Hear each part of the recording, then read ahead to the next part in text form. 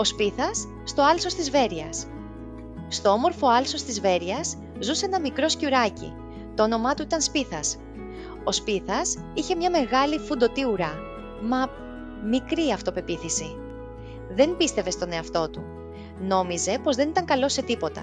Γι' αυτό καθόταν όλη μέρα κάτω από το μεγάλο πλατάνι, κρατώντας το τάμπλετ του και κοιτούσε βίντεο με άλλα ζωάκια που έτρεχαν, πηδούσαν και έπαιζαν. «Εγώ δεν μπορώ να τα κάνω αυτά», έλεγε και στέναζε. Το λαγουδάκι η Λίλα πλησίασε μια μέρα.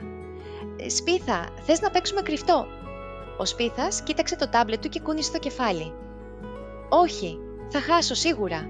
Το σκατζοχυράκι, ο Τίτος τον κάλεσε για μπάλα. «Έλα, θα περάσουμε ωραία».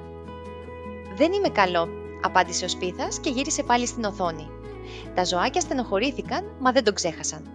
Ένα απόγευμα, η σοφή κουκουβάγια του άλσους, η κυρά Σοφία, κάθισε δίπλα του. «Γιατί κρύβεσαι πίσω από την οθόνη, μικρέ μου?»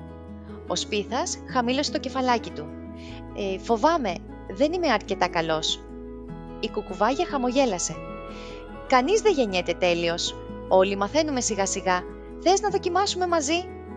Ο Σπίθας σκέφτηκε λίγο και για πρώτη φορά έκλεισε το τάμπλετ. Την επόμενη μέρα πήγε διστακτικά στο ξέφωτο. «Μπορώ να κάτσω μαζί σας?» ρώτησε. «Φυσικά», φώναξαν τα ζωάκια χαρούμενα.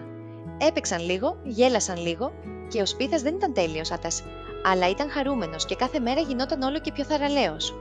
Ο Σπίθας έμαθε πως δεν χρειάζεται να είσαι τέλειος για να αξίζεις φίλους, χρειάζεται μόνο να προσπαθείς και να πιστεύεις λίγο στον εαυτό σου. Και το άλσος της Βέρειας γέμισε ξανά με γέλια.